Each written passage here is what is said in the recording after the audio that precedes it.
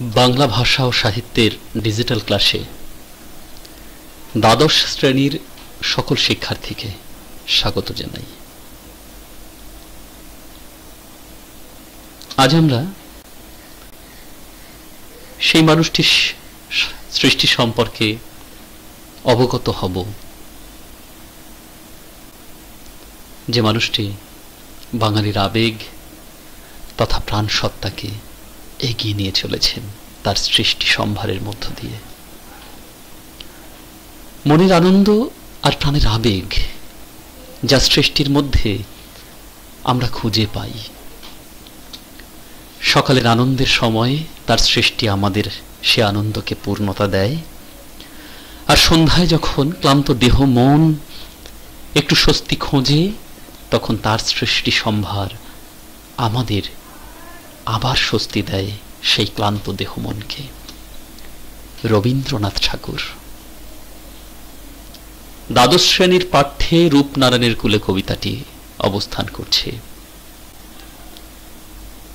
আজ আমরা রূপনারায়ণের কুলে এই কবিতাটি সম্পর্কে জানব এবং কবি সম্পর্কে কয়েকটি বিশেষ কথা একটু জেনে নেব। রবীন্দ্রনাথ ঠাকুর জোড়াসাঁকোর ঠাকুর পরিবারে 1861 সালে জন্মগ্রহণ করেছিলেন। শিশুকাল থেকেই ছোট্ট রবিকে সম্পূর্ণ ভিন্ন রকম ভাবে গড়ে তুলেছিলেন মহর্ষি দেবেন্দ্রনাথ ঠাকুর। একটু একটু করে নিজের ভাবনায় আত্মসম্ভারে। শ্যাম নামে চাকরের তত্ত্বাবধানে থাকা কালে তাকে বন্দি দশায় জীবন কাটাতে হতো শিশুকালে। তবে যেদিন তিনি একটুখানি মুক্ত হতেন সেদিনই তার কাছে মুক্তির স্বাদ ভিন্ন রকমে আসতো, এসে পৌঁছত। আসলে তিনি তো ছিলেন খাঁচার পাখি, ঘরের ভিতর থেকে বাইরের প্রকৃতিকে, উন্মুক্ত প্রকৃতিকে খেয়াল রাখতেন, আড়াল আবডাল থেকে দেখতেন। যেদিন মুক্ত পৃথিবীর প্রাঙ্গণে আসতে পারতেন সেদিন তার কাছে মুক্তির স্বাদ এসে পৌঁছত। শিশুকাল থেকেই শ্যাম নামে চাকরের তত্ত্বাবধানে থাকা কালে তিনি রামায়ণ মহাভারতের সমস্ত গল্প আত্মস্থ করেছিলেন, যা তার মধ্যে ভিন্ন মূল্যবোধ সঞ্চারিত করেছিল। একটু একটু করে বেড়ে ওঠা রবি। অকস্মাৎ তার জীবনে নেমে এসেছিল এক ভয়ঙ্কর মুহূর্ত। যদিও সেদিন তার কোনো প্রমাণ তিনি পাননি, তেমন ভাবে বুঝে উঠতে পারেননি তা কতটা মর্মান্তিক। পরে বুঝেছিলেন। তিনি প্রথম হারিয়েছিলেন জীবনে তার মাকে। মার যখন মৃত্যু হয় তখন তার বয়স অল্প ছিল। জীবন স্মৃতির মৃত্যুশোক নামক প্রবন্ধের মধ্যে তিনি মায়ের মৃত্যু সম্পর্কে যে কথাগুলো বলেছিলেন তা সম্পর্কে কয়েকটি লাইন পাঠ করে শোনাই।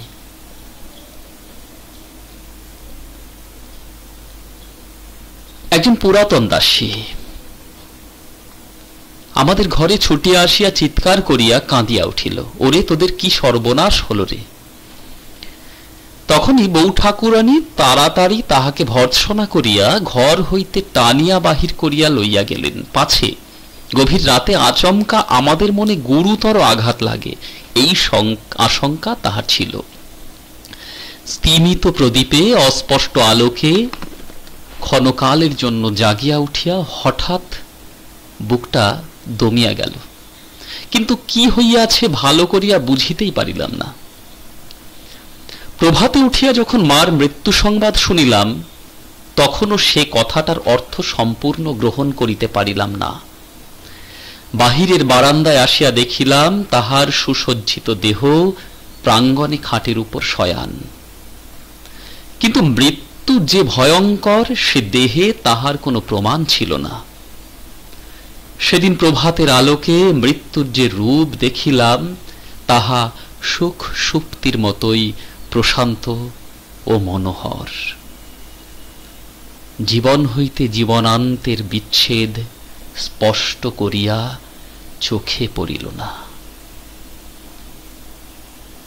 এ ঘটনা ছিল শিশুকালের।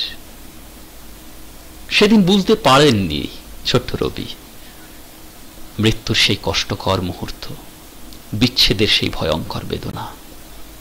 বুঝেছিলেন পরে।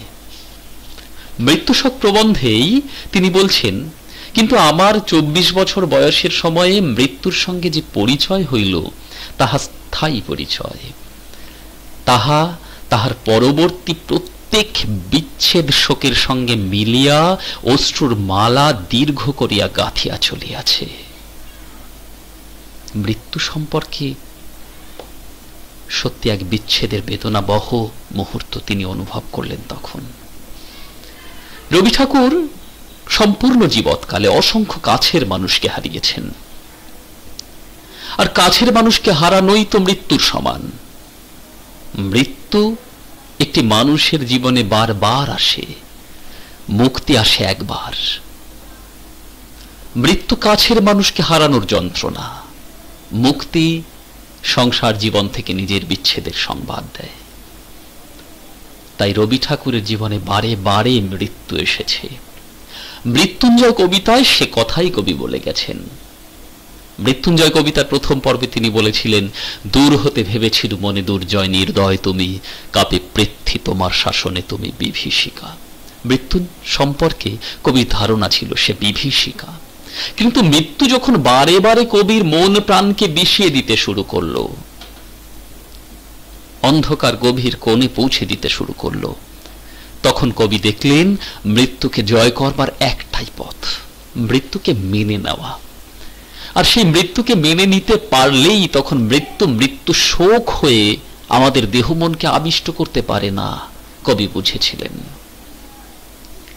তাই মৃত্যু শোক প্রবন্ধের মধ্যে আরেকটি জায়গায় কবি বলছেন, বৈরাগ্যের ভিতর দিয়া প্রকৃতির সৌন্দর্য আরো গভীর রূপে রমণীয় হইয়া উঠিয়াছিল। বাস্তবিক সত্য, বৈরাগ্যের মধ্য দিয়ে প্রকৃতিকে অনুভব করা যায় বারে বারে, সুন্দরভাবে, গভীরভাবে। কবি মৃত্যু শোক প্রবন্ধের মধ্যে সে কথা বলেছেন। আজ মৃত্যু শোকের কথা বারবার কেন বলছি? রূপনারায়ণের কুলে কবিতাটি বলতে গিয়ে আসলে রূপনারায়ণের কুলে কবিতাটি এমন একটি কবিতা যেখানে জীবন বোধের পূর্ণতা আমরা অনুভব করি। রূপনারায়ণের কুলে কবিতাটি এমন একটি কবিতা যেখানে জীবনের সম্পূর্ণ অভিজ্ঞতার ডালি এক পূর্ণ রূপে উদ্ভাসিত হয়েছে। তাই কবিতাটি মৃত্যু কেন্দ্রিক, মৃত্যুকে জয় করা কেন্দ্রিক, মৃত্যু সম্পর্কে পূর্ণ অভিজ্ঞতার ভাব প্রকাশ মাত্র। কবিতাটি রচিত হয়েছিল 1941 সালের 13ই মে ও 14ই মে। প্রথম কয়েকটি লাইন 13ই মে রাতে এবং 14ই মে সকালবেলায়, বাদ বাকি লাইন কটি। কবি মৃত্যুবরণ করেন 1941 সালের 7ই আগস্ট। সুতরাং এই কবিতাটি এবং তার মৃত্যু এই সময়ের মধ্যে ফারাক বড় সীমিত। তাই শেষ মুহূর্তে তার যে অভিজ্ঞতা, সেই অভিজ্ঞতা কবিতাটির মধ্য দিয়ে কবি আমাদের সামনে তুলে ধরেছেন। সুতরাং কবিতাটি যে বিশেষ একটি বার্তা বহন করছে তা নিয়ে কোনো দ্বিমত নেই। এবার কবিতা আসি সরাসরি। রূপনারায়ণের কুলে নামটির মধ্যে এক বিশেষ মর্মার্থ লুকিয়ে আছে। রূপ নারায়ণের কুলে, নদীকেন্দ্রিক ভাবনা নয়, আবার নদীকেন্দ্রিক ভাবনাও বটে। মানুষের জীবন নদীর ধারার মতো দুরন্ত গতিতে ছুটে চলেছে মৃত্যুর সমুদ্রের দিকে, অবিরল গতিতে, অবিচ্ছেদ্যভাবে, নিশ্চিতভাবে সে মৃত্যুর সমুদ্রের বুকে আত্মসমর্পণ করতে চায়। কোনো বাধাই তার কাছে বাধা নয়। নদীকে যেমন বেঁধে রাখা যায় না, নদী যেমন ছুটে চলে, পর্বত গৃহ ছাড়ি বাহিরায় যাবে নদী সিন্ধুর উদ্দেশ্যে, কার হেন সাধ্য যে সে রোধে তার গতি। ঠিক তেমনি জন্ম নেওয়ার অর্থই হলো মৃত্যুর দিকে এক পা করে এগিয়ে চলা, বারে বারে এগিয়ে চলা, নিরবচ্ছিন্ন গতিতে এগিয়ে চলা। তাই জীবন আমাদের নদীর মতো, আর সেই জীবন নামক নদী আমাদের বারে বারে অভিজ্ঞ করে তোলে। আমরা চলতে চলতে অভিজ্ঞতার ডালি পূর্ণ করি আমাদের জীবনে। কবিও তার অভিজ্ঞতার ডালি পূর্ণ করেছেন। সোনারতরী কাব্যগ্রন্থের পরতে পরতে সেই অভিজ্ঞতার কথা তিনি ব্যক্ত করে গেছেন।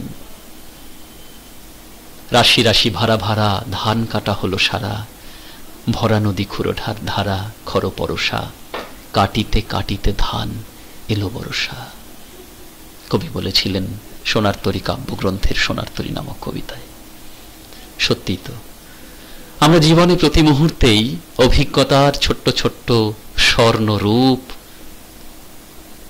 অভিজ্ঞতার ডালি সঞ্চার করে নিয়ে চলেছি। আসলে আমরা পৃথিবীর বুকে নিমন্ত্রিত অতিথির মতো, ক্ষণিকের তরে এসেছি, আবার চলে যাওয়ার উদ্দেশ্য নিয়েই। কবিতার গানের মধ্যে বলেছিলেন, জগতে আনন্দযজ্ঞে আমার নিমন্ত্রণ, ধন্য হলো মানব জীবন। তাই সে আনন্দযজ্ঞের অংশীদার হয়ে আমরা যখন এসেছি, একটা নির্দিষ্ট সময় আমাদের পৌঁছে যেতে হবে নিজের ঘরে। কোথায় কেউ জানে না, কবিও জানেন না, কিন্তু অভিজ্ঞতা সঞ্চয় করে যাওয়া যেতে পারে। কবিতার মধ্যে সে কথা বলা আছে। তাই জীবন হলো নদীর মতো। রূপ নারায়ণের কূলে, শব্দের আক্ষরিক অর্থ একটু দেখে নেওয়ার চেষ্টা করি এবং আক্ষরিক অর্থকে অন্তর্নিহিত ভাবসত্তার মধ্য দিয়ে প্রকাশ করার একটু চেষ্টা করি।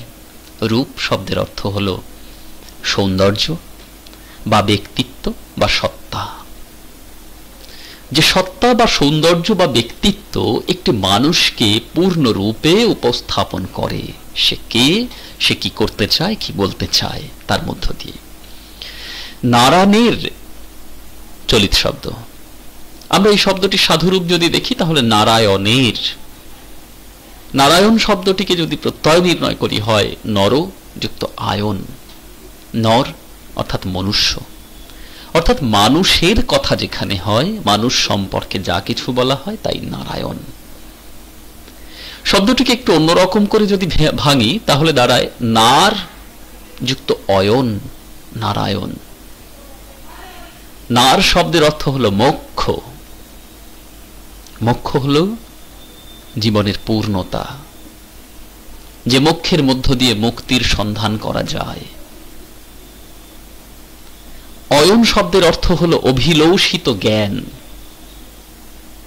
সুতরাং যে অভিলষিত জ্ঞানের মধ্য দিয়ে মোক্ষের দিকে এগিয়ে চলা যায় তাই হলো নারায়ণ। কি বললাম?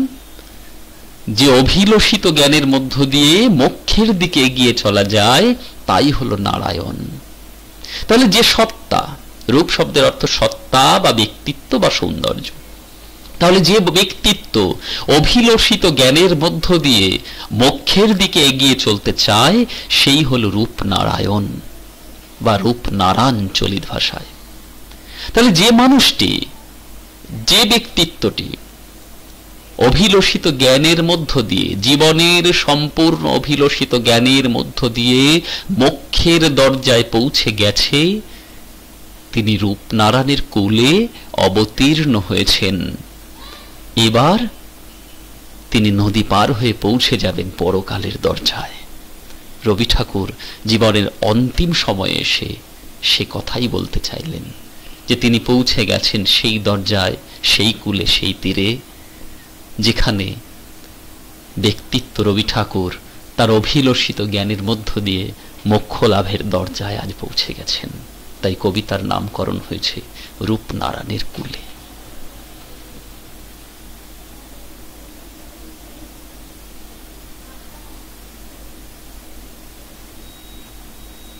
রূপনারায়ণের কূলে জেগে উঠিলাম। জেগে ওঠা বুঝতে সম্মত হওয়া, সমর্থ হওয়া, বুঝতে পারা যে হ্যাঁ আমি বুঝেছি আমাদের জীবন কি, আমার জীবন কি। কবি বলতে চাইছেন, কবি কি বলছেন? জানিলাম এ জগৎ স্বপ্ন নয়। কবি বুঝতে সমর্থ হয়েছে এই জগৎটি মায়ায় ঘেরা কোনো স্বপ্ন নয়। তাহলে স্বপ্ন আর বাস্তবের মধ্যে ফারাকটা কি একটু বলে রাখি এই জায়গাটায়। ধরি নাও আমরা যদি ভাবি যে দিনের বেলা এবং রাতের বেলা, এই দুয়ের মধ্যে ফারাকটা কোথায়? দিনের বেলায় সমস্ত দৃশ্যমান, সূর্যের আলোয় দৃশ্যমান হয় জগৎ সংসার। কোনটা সত্য কোনটা মিথ্যা বুঝতে সমর্থ হই। কিন্তু রাতের বেলায় অন্ধকার, বুঝতে সমর্থ হই না। কখনো ঘুম, কখনো আধো ঘুম, কখনো জেগে থাকা। তার মধ্যে সত্যতা আর মিথ্যা বোঝা বড় কঠিন। তাই রাতের অন্ধকারের মধ্যে দৃশ্যমানতা বড়ই কম। আর দৃশ্যমানতা কম হওয়ার কারণেই আমরা রাতের অন্ধকারকে বুঝতে সমর্থ হই না। কিন্তু যখন দিন আসে তখন বুঝতে সমর্থ হই এ জগৎ স্বপ্ন নয়। রাতের বেলা এ জগৎ স্বপ্নের ন্যায়। বিষয়টা কেমন আমরা যদি একটু অন্যরকম ভাবে বলি, শঙ্খ ঘোষ সূর্যাবর্তে বলছেন, আসল কথাটা কি জানিস? রবীন্দ্রনাথ ঠাকুর বলেছিলেন, শঙ্খ ঘোষের লেখা এই প্রবন্ধের মধ্যে আমরা পাই, আসল কথাটা কি জানিস? রাত্রি হচ্ছে ঘুমে স্বপ্নে অন্ধকারে জড়িত।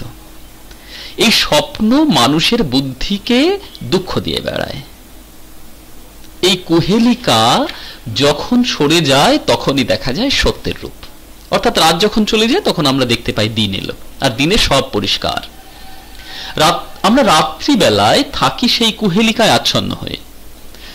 সকাল চাই কেন? কেন থাকি ভোরের আলোর জন্য উদ্গ্রীব হয়ে? ভোরের আলো আমাদের প্রাণে আশ্বাস এনে দেয়, পৃথিবীর সত্য রূপ বাস্তব রূপ দেখায়। তখন আর ভাবনা থাকে না। সত্য কঠিন, অনেক দুঃখ দাবি নিয়ে আসে। স্বপ্নে তো তা থাকে না, কিন্তু তবুও আমরা সেই কঠিনকেই ভালোবাসি। স্বপ্নকে কেনা ভালোবাসে। কিন্তু বাস্তব জগৎ বড় কঠিন, দুঃখ দেয়। কিন্তু তবুও আমাদের সেখানে নেমে আসতে হয়। বাস্তবের কঠিন মাটির উপর দিয়ে, রুক্ষ মাটির উপর দিয়ে আমাদের পদচারণ করতে হয়। তাই তো জীবন। তাই রাত যতই আমাদের আনন্দ দিক না কেন, বাস্তবের কঠিন জীবনে আমাদের নেমে আসতে হয়। কবি তাই বলছেন, জানিলাম এই জগৎ স্বপ্ন নয়, এই জগৎ বাস্তব সত্য। এ ঘুমিয়ে থাকা নয়, ঘুমিয়ে থাকা আনন্দ দেয়, কিন্তু বাস্তব জীবন আমাদের বারে বারে দুঃখ দেয়। তবু আমরা নেমে আসি কেন? কারণ বাস্তব জীবন যে সত্য, সত্যকে আমরা সবাই অনুসন্ধান করি। আর সত্যকে অনুসন্ধান করাই জীবনের প্রকৃত ধর্ম। তাই সেই প্রকৃত ধর্মকে বাস্তবায়িত করবার স্বার্থে, পালন করবার স্বার্থে আমরা বারে বারে বাস্তবের কঠিন মাটির উপরে পৌঁছে যাই।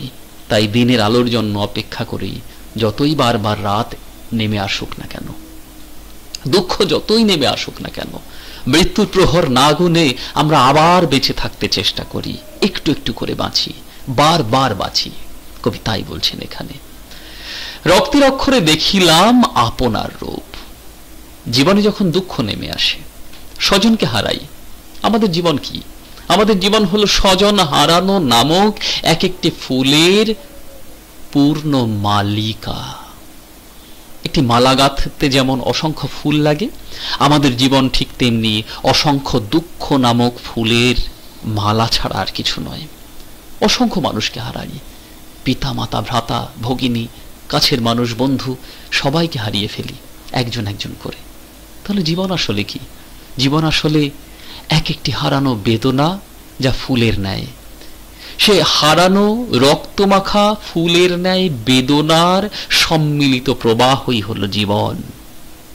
আনন্দের মুহূর্ত কতখানি, কিন্তু তবু হেরে যাই না। স্বামীজি বলছেন, life is nothing but the struggle of existence. জীবনের লক্ষ্যই জীবন যুদ্ধে অবতীর্ণ হওয়া।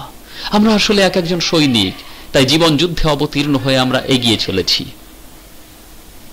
চড়ুই বেতি মন্ত্রে দীক্ষিত হয়ে, আরো সামনে আরো সামনে আরো সামনে। তাই দুঃখের মধ্য দিয়ে জীবনযাপন করতে হবে। দুঃখকে পরাজিত করে আবার সুখের স্বপ্ন দেখতে হবে, আবার বাস্তবে নেমে আসতে হবে। আর বাস্তবে নেমে আসার অর্থই হলো আবার দুঃখের দোরগোড়ায় পৌঁছে যাওয়ার চেষ্টা করা। কবি তাই বলছেন, রক্তের অক্ষরে দেখিলাম আপনার রূপ। চিনিলাম আপনারে। আমরা নিজেকে চিনতে সমর্থ হই। কবি চিনেছেন নিজেকে কেমন ভাবে? আঘাতে আঘাতে, বেদনায় বেদনায়। সত্যই আমরা নিজেকে চিনতে পারি আঘাত এবং বেদনার সম্মিলিত কঠিন প্রবাহের মধ্য দিয়ে। আমি কে, আমি কতখানি পারি, আমার সহ্য শক্তি কতখানি, তা কিভাবে চিনতে পারি, বুঝতে পারি আঘাত আর বেদনার সম্মিলিত প্রবাহে। এবং সেই প্রবাহকে কতখানি দমিয়ে রেখে আমি জীবনে এগিয়ে চলতে পারি, এগিয়ে যেতে পারি, জয়ী হতে পারি, তাই তো আমাকে পরিচিত করে বিশ্ব সংসারের কাছে। কবি তাই বলছেন, আমি নিজেকে চিনেছি আঘাত আর বেদনার সম্মিলিত প্রবাহের মধ্য দিয়ে।